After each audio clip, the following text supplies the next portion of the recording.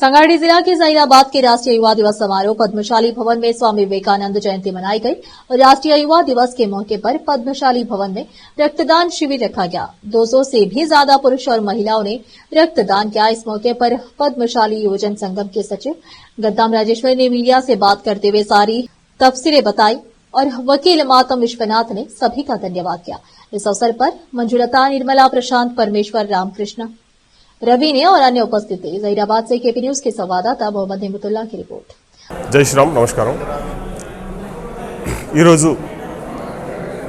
स्वामी विवेकानंद 162వ జయంతి సందర్భంగా పద్మశాలి సంఘం ఆధ్వర్యం లోపల ఈ మహా రక్తదాన శిబిరం ఏర్పాటు చేయడం చాలా సంతోషం।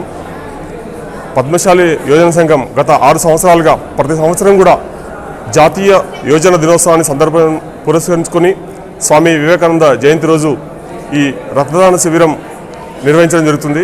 మరి ఈ శిబిరం అన్ని సంఘాల, కుల సంఘాల యొక్క, యోజన సంఘాల యొక్క సహకారంతో వీరు నిర్వహించడం చాలా గొప్ప విషయం। ఇక్కడ నాకు నచ్చిన ఒక ప్రత్యేక విషయం, జై శ్రీరామ్, జయ మార్కండేయ।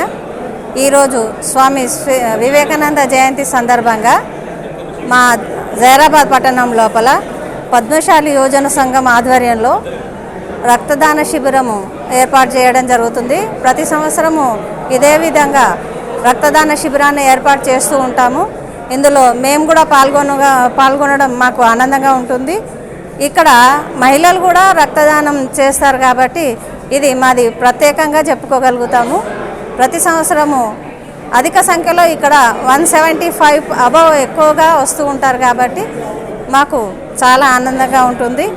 ఇది ప్రాణానికి, ఇతరులకు ప్రాణదానానికి ఉపయోగపడుతుంది కాబట్టి ఇలాంటి కార్యక్రమాలు ఇంకా అధికంగా జరగాలని ఆశిస్తున్నాను। మానవ సేవే మాధవ సేవగా భావించి ఈరోజు జహీరాబాద్ పట్టణంలో ఉన్నటువంటి యువత మహారక్తదానానికి తండోపతండాలుగా తరలివచ్చినందుకు ప్రతి ఒక్కరికి వారికి పేరు పేరుగా ధన్యవాదాలు తెలుపుతున్నాము। ఇప్పటి వరకు మనకు దాదాపు 200 దగ్గర యూనిట్లు కూడా రక్తాన్ని సేకరించడం జరుగుతున్నది। ఇది చాలా అద్భుతమైనటువంటి ప్రోత్సాహం।